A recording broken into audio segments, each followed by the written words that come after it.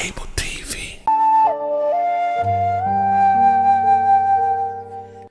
allaha u naxariistay Dr. Cali Khaliif Galeyd oo ahaa siyaasi Soomaalida dhexdeeda caan ka ah ayaa waxa uu ku dhashay 1941 magaalada Laascaanood waxaana tacliintiisa hoose uu ku soo qaatay isla magaalada Laascaanood halka tacliintii dhexe iyo tii sarena uu ku qaatay dugsiga Sheekh markaasi kadib oo waxbarashadiisa sare uu ku soo qaatay waddanka Mareykanka gaar ahaan jaamacadda loo yaqaan Boston University oo 1965 uu ka qaatay shahaadada loo yaqaan MA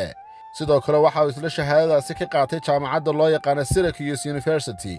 ee ku taala magaalada New York 1969 isla jaamacaddaasi Syracuse University ee ku taala magaalada New York ayaa uu ka qaatay shahaadada loo yaqaan PhD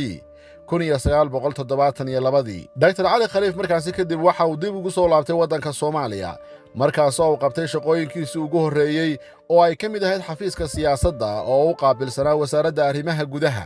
iyadoo madax uu ka noqday degmada Afgooye markii dambe 1970 ilaa 73 ayaa uu macadka tababarrada loo yaqaan Siiba waxa uu ka qabtay shaqada loo yaqaan waaxda tababarka markii dambena agaasimo guud ayaa uu ka noqday isla macadkaasi Siiba dhanka kale waxa uu madax ka noqday Dr. Cali Khaliif mashaariicdii dhanka warshadaha ee warshadii sonkorta ee loo yaqaanay Isnaay ee ku taala magaalada Jowhar oo uu ka noqday barnaamijkaasi madaxa fulinta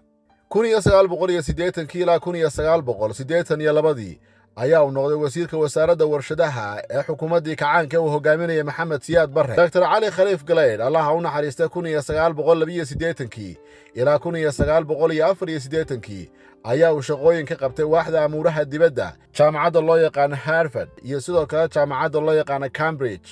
sidoo kale waxa uu la taliyo u noqday hay'adda loo yaqaan USAID iyo sidoo kale jumciyadda qurumaha ka dhaxaysa waaxda u qaabilsan horumarka Dr. Cali Khaliif Galeyd sidoo kale waxa uu wax ka dhigay jaamacadaha ku yaala waddanka Mareykanka qaarkood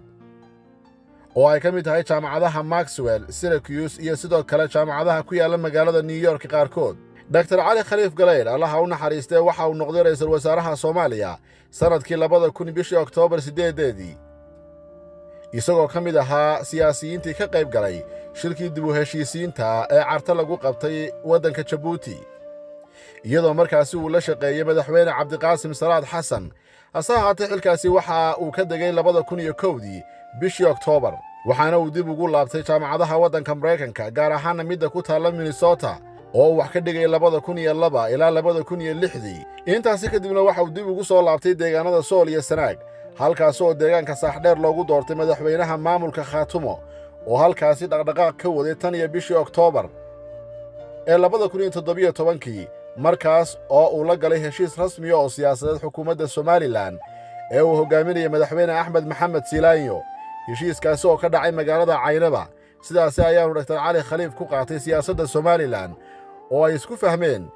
in la sameeyo saami qaybsi dhaba iyadoo dib loo eegayo shuruucda ay ku dhisan tahay Somaliland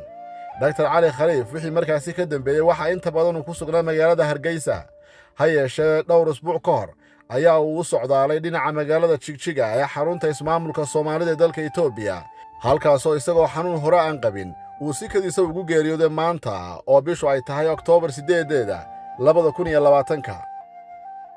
Cabdishakuur Dayib Maxamed Home Cable TV Hargeysa